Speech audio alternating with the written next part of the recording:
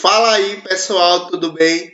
Eu me chamo Cleiton Tenori e hoje nós vamos falar um pouquinho sobre absorção e condução da seiva nas plantas, ok?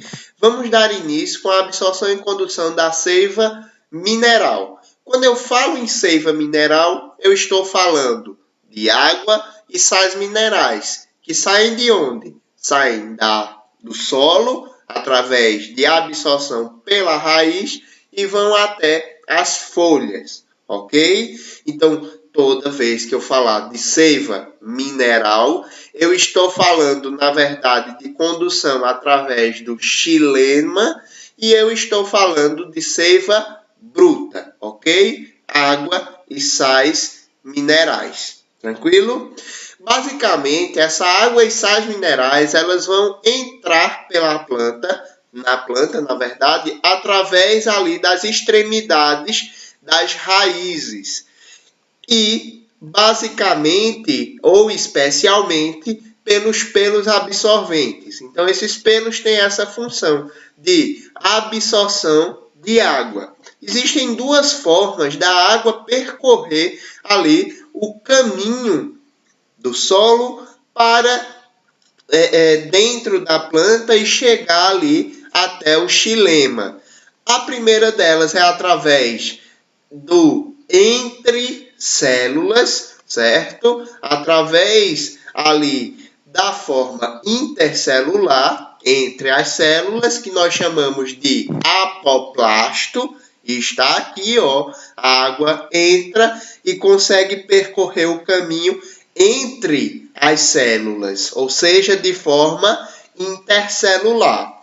E nós temos uma segunda forma de absorção da água, dessa água percorrer ali as células, que é através de osmose, certo? Onde a água ela entra na célula, no citoplasma celular, e vai passando de célula para célula pelo seu interior, que é chamada de simplasto, ok?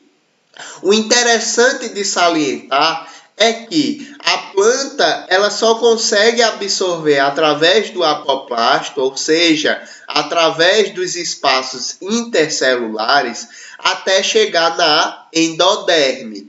Por quê? Porque nessa endoderme aqui existe o que nós chamamos de estrias de Caspari. E essas estrias de Caspari são estruturas ali que impedem com que se exista um espaço ali intercelular. Estão vendo esses tracinhos avermelhados? Essa estrutura aqui, essa estria de Caspari, faz uma barreira e impede com que a água ela passe para as células ali do endoderme através das estruturas intercelulares. E aí o que é que acontece quando a água que está no apoplasto, ou seja, nas estruturas intercelulares, elas chegam perto, próximo ali das estrias de Caspari. Elas simplesmente entram na célula através da membrana do endoderme e só então elas conseguem adentrar ali o xilema, ok? Então, só existe a entrada de água no xilema quando ocorre ali de forma intracelular, ou seja, dentro da célula, certo? Apesar da água estar ali no parênquima percorrendo o intercélula, ou seja, entre as células, quando ela chega no endoderme, certo? A água ela deve entrar na membrana celular desse endoderme e só então passar para o xilema. Quem é que impede essa passagem intercelular no endoderma? As estrias de Caspari, ok?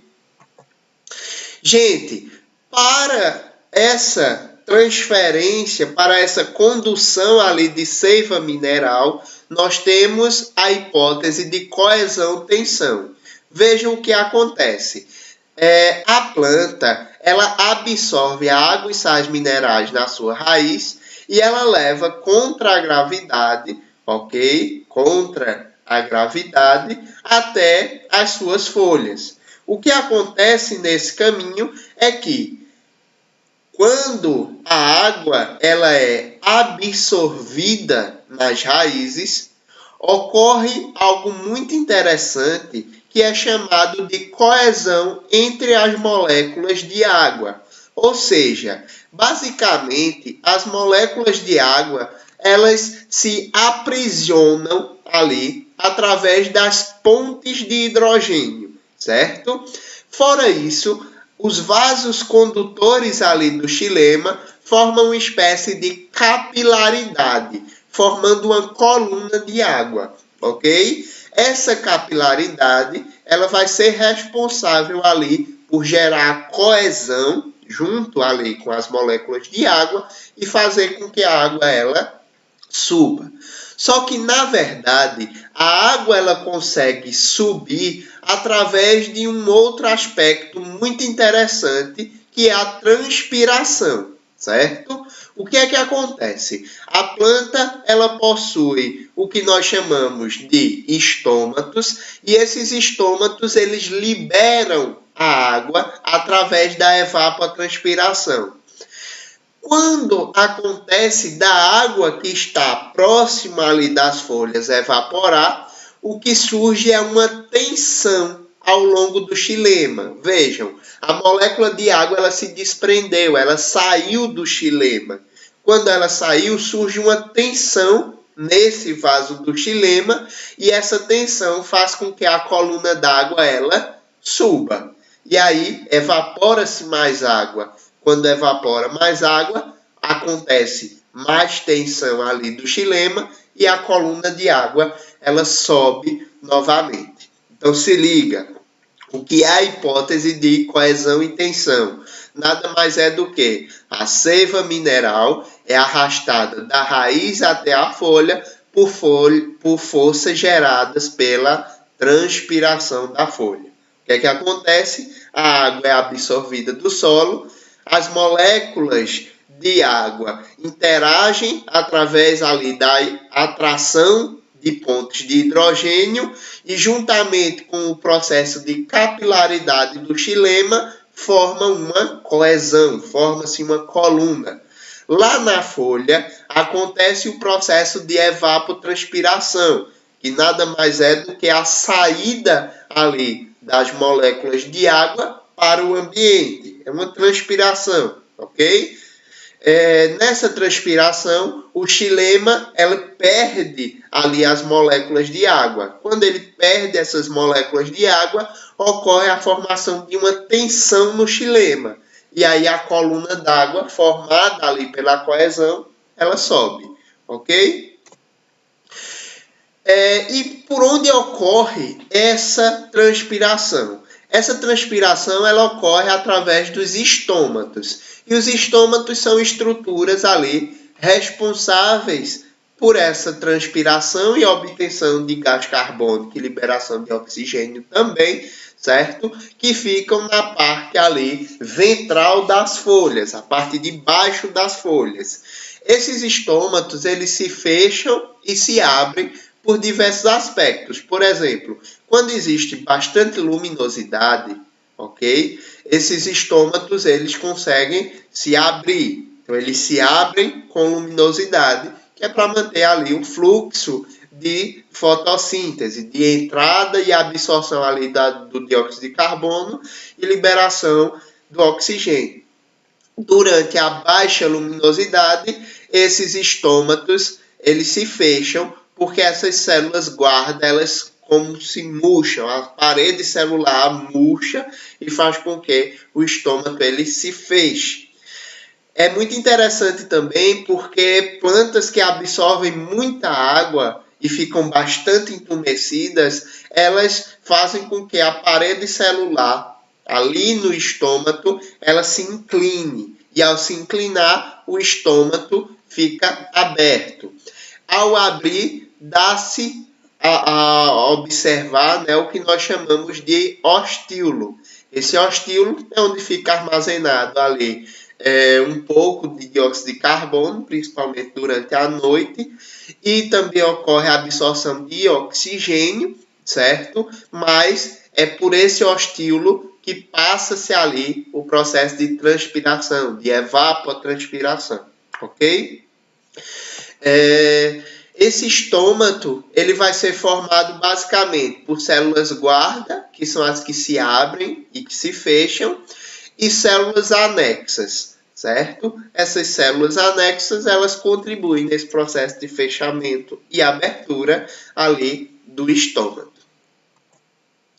Quando a gente fala de condução de seiva orgânica, eu estou falando da seiva elaborada. Nada mais é do que a solução ali orgânica que foi produzida pelas plantas através da fotossíntese. Que substância orgânica é essa? Glicose, ok? Então, durante a fotossíntese, ocorre ali a produção de glicose e essa glicose sai da célula e vai direto ali para o floema, ok? Então, condução de seiva bruta, xilema. Condução de seiva elaborada, floema, ok? Ou também chamada ali de seiva orgânica. E ocorre o transporte dessa seiva orgânica, ocorre o transporte dessa seiva elaborada através do floema, de onde? De onde o material foi produzido, de onde a glicose foi produzida, até onde ela vai ser utilizada. Por quê? Porque existem tecidos na planta, que são vivos, mas que não fazem fotossíntese, certo? E aí, a hipótese mais aceita para a condução ali de seiva elaborada é a hipótese do fluxo de massa. O que é que acontece? Acontece que a folha, por exemplo, vai produzir essa glicose e libera essa glicose principalmente através da sacarose. Ocorre transferência ali através de difusão, certo? De uma célula para outra, até que essa sacarose ela chegue ali no ducto do floema, que é quem vai carregar a seiva elaborada.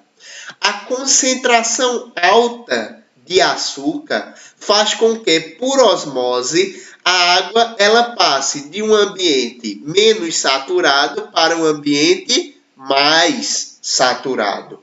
Ou seja, a alta concentração de açúcar que foi produzida lá na folha faz com que a água ela passe de um ambiente menos saturado, ou seja, com menos glicose, com menos açúcar, para um ambiente mais saturado, ou seja, com mais glicose, com mais açúcar, ok? E o que é que acontece? Quando essa água ela passa para o floema, ela aumenta a pressão osmótica e faz com que a água, juntamente com o açúcar, percorra os vasos do floema. Em regiões onde não é produzido a sacarose, o floema ele tende a ter menos concentração de açúcar. Por quê? Tanto porque aquela região não vai produzir a sacarose, a glicose, como também as células daquela região elas vão absorver. Por exemplo, as células da raiz, certo? A raiz não consegue fazer fotossíntese, mas ela consegue absorver a sacarose produzida ali através das folhas da planta, ok? O que acontece é que a baixa concentração de açúcar lá na raiz faz com que a água diminua sua pressão osmótica e retorne ali ao xilema. E aí a planta, através do processo ali de hipótese de coesão e tensão, retornam a subir na planta e acontece exatamente o mesmo esquema. Essa hipótese de fluxo de massa, ela consegue ser muito bem trabalhada através de um simples experimento, que é pegar ali um recipiente conectado de água, ok?